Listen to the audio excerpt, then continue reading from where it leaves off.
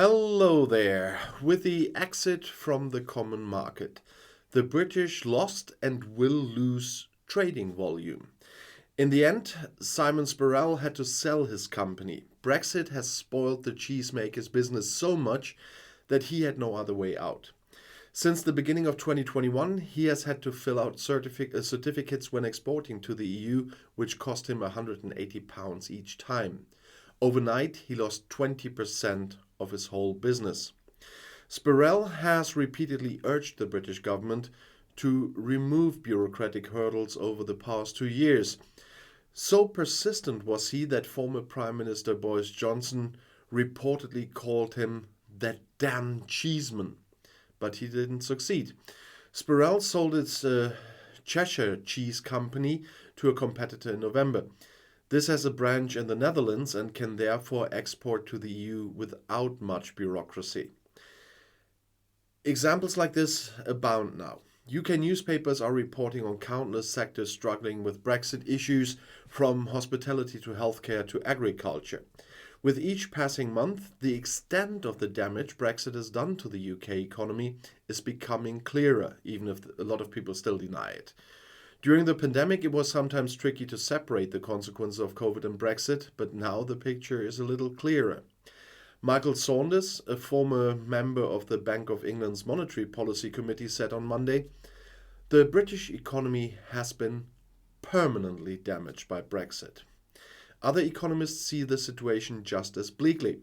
In the summer, the think tank Centre for European Reform published a study according to which the UK trade volume would be almost 14% larger if the country was still part of the EU.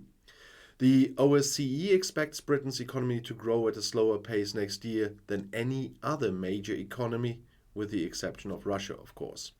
And Saunders is convinced if we didn't have Brexit, we probably wouldn't be talking about an austerity program this week. He's referring to the budget that the Chancellor of the Exchequer, Jeremy Hunt, presented yesterday, from the point where I'm filming this.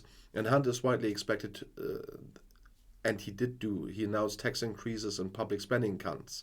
And another report on Monday said that the Economist assessment is even underscored. London, which has been Europe's most important financial center for decades, is no longer the largest stock market on the continent. For the first time, Paris is ahead in this regard. This may be a symbolic moment that has little meaning for most Britons, but the public is increasingly realizing that Brexit was and is a failure. And a new poll published in early November found that 57% of Brits think that leaving the EU was a mistake. Only 43% are convinced that was the right decision. I don't understand those 43. And John Curtis, Britain's most renowned pollster, said last week, Brexit popularity today is arguably at its lowest level since June 2016. While Rishi Sunak's government continues to seek positives from Brexit, some Tories are no longer willing to join in this, really, you have to call it a charade. The trade pact that the British government signed with Australia a year ago, which was supposed to offer some compensation, was not a good deal for Britain. That was said by former Environment Secretary George Eustace on Monday, although usually call him useless, but this time he's right. London has made too many concessions, such as allowing Australia access to the UK beef market, while continuing to ban exports in the opposite direction. Now that he's out of government, he feels no obligation to sweet things up, Useless said. And also have a look at Facebook, Instagram or TikTok, it's all up there. There's also a new video about Boris Johnson, so another guy from the past. And I'll see you in my next video. I'll be back.